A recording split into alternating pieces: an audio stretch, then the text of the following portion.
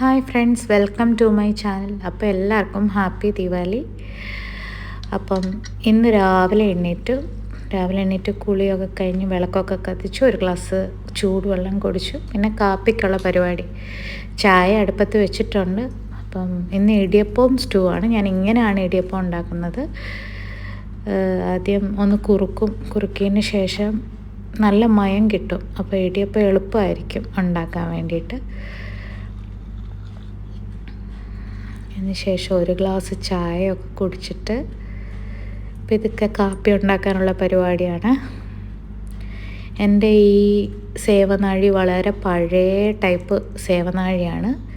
ഞാനിത് ഒരുപാട് അന്വേഷിച്ച് കിട്ടിയതാണ് ഇവിടെ. ഇപ്പം ഇങ്ങനത്തേത് കിട്ടാനില്ലല്ലോ, ഈസി ആയിട്ടുള്ളതല്ലേ. പക്ഷേ എനിക്കിത് ഭയങ്കര ഇഷ്ടമാണ്. അപ്പോൾ ഇത് വേവുന്ന സമയത്തിന് നമുക്ക് കുറച്ച് അടുക്കളയൊന്ന് വൃത്തിയാക്കാനുണ്ട്. വൃത്തിയാക്കിയ ശേഷം നമുക്ക് കറിയൊക്കെ ഉണ്ടാക്കാനുള്ള പരിപാടി തുടങ്ങാം.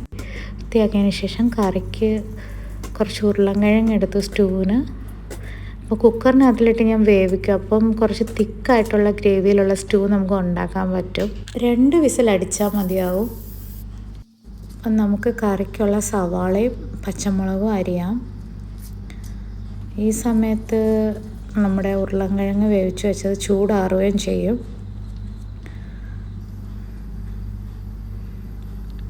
അപ്പോൾ ഇടിയപ്പം വെന്തിട്ടുണ്ട്, അത് നമുക്ക് വാങ്ങി വെക്കാം.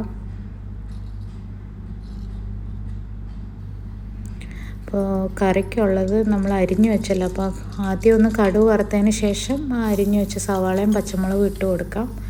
എന്നിട്ട് തക്കാളി മല്ലിയിലയും, തക്കാളി അരമുറിയുള്ളൂ. എന്നിട്ട് കുറച്ച് ഉപ്പ്, മഞ്ഞൾപ്പൊടി, കുറച്ച് മുളക് പൊടി ഇട്ട് നമുക്ക് അടച്ചു വെച്ച് വേവിക്കാം. അതിനിടയിൽ നമുക്ക് ഉരുളൻകിഴങ്ങ് തൊലിയൊക്കെ കളഞ്ഞൊന്ന് ചെറുതായിട്ട് അരിഞ്ഞിട്ട് ഇതിനകത്തിലേക്ക് ഇട്ട് കൊടുക്കാം.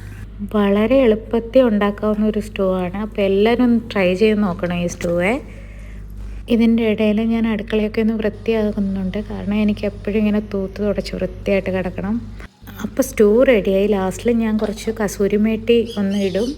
പിന്നെ മക്കൾക്ക് ഭയങ്കര ഇഷ്ടമാണ് ഈ സ്റ്റൂവ്.